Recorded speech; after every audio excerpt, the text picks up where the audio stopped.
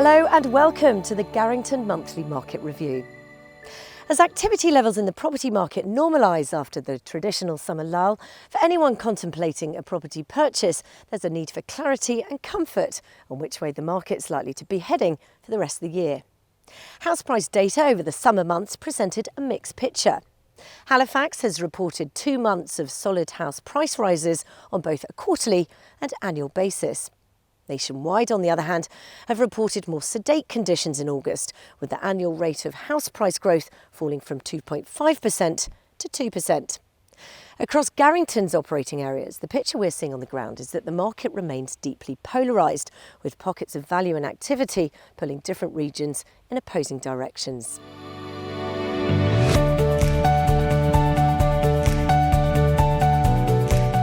The Bank of England's Monetary Policy Committee announced the widely predicted rise in the bank base rate on the 2nd of August to 0.75%.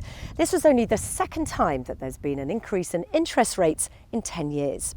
Traditionally, rate rises spelled the potential for a slowdown in the property market, but this small rate rise will only affect those on variable and tracker rate mortgages, around 3.5 million borrowers, and repayment cost increases for most are likely to be fairly minimal. Any mortgages taken out in recent years, which have been subject to strict mortgage lending affordability criteria, should have factored in such an increase. Furthermore, the vast majority of new loans are on fixed rate deals. Meanwhile, base rates, while at their highest level for 9 years, are still very low by historic standards, and mortgage rates remain low. The question potential borrowers will be asking, though, is this the start of further increases? Given this potential, instead of cooling the market, there's a real possibility that the threat of future rate rises may well spur on hesitant buyers to proceed with their moving plans, whilst relatively lower fixed rates still remain available.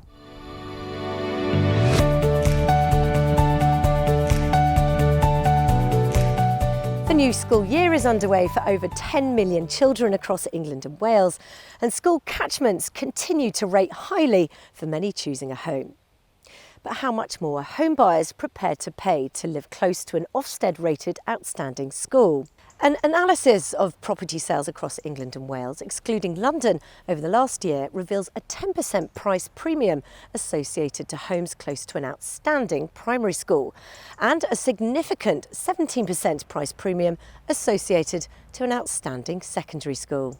Recent industry research has estimated that parents are investing an extraordinary £2 billion into the prime London housing market each year as they look to secure accommodation while their offspring are at school in the capital.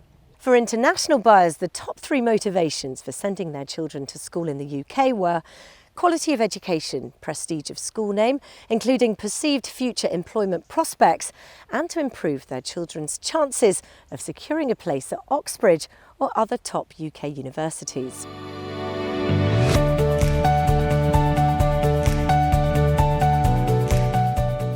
In addition to proximity to good schooling facilities, one of the increasingly important criteria Garrington's clients require from a new property is good broadband availability to work from home. Working from home is increasingly popular, with almost a third of UK employees using computers for their job, working remotely either every day or at least once a week. Remote working has the potential to alter the interior of our homes. There's mounting evidence to suggest that there may soon be a premium for new homes with built-in office space. Homes in areas with superfast broadband are already in high demand. A recent poll found that 55% of UK house buyers would reject their ideal house if speeds were below 100 megabytes per second, with many willing to pay a premium.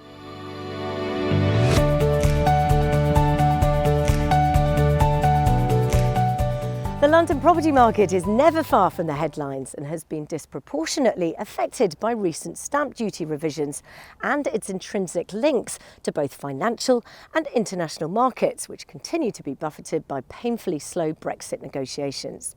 However, the latest Lomres agent survey reports a change in selling agent sentiment over the summer, with 46% of respondents reporting a narrowing in the gap between vendor and purchaser expectations on price. Price reductions also appear to be having the desired effect to attract purchasers, with 52% of homes sold in Q2 2018 finding a buyer following a price reduction.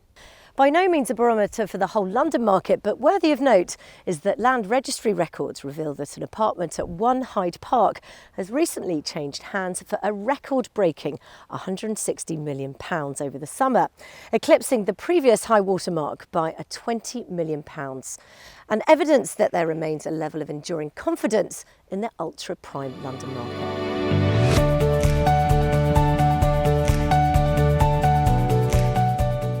The benign nature of price movements over previous months has brought a much-needed level of stability to the market, and as such it's reasonable to assume that the market is likely to be steady rather than spectacular as we head towards autumn. Softer prices in some parts of the country are slowly improving affordability for aspiring homeowners and creating some attractive buying opportunities for the well-informed purchaser. We hope you found this edition of our Market Review helpful. Please do subscribe to our YouTube channel to receive future editions. Thank you for watching.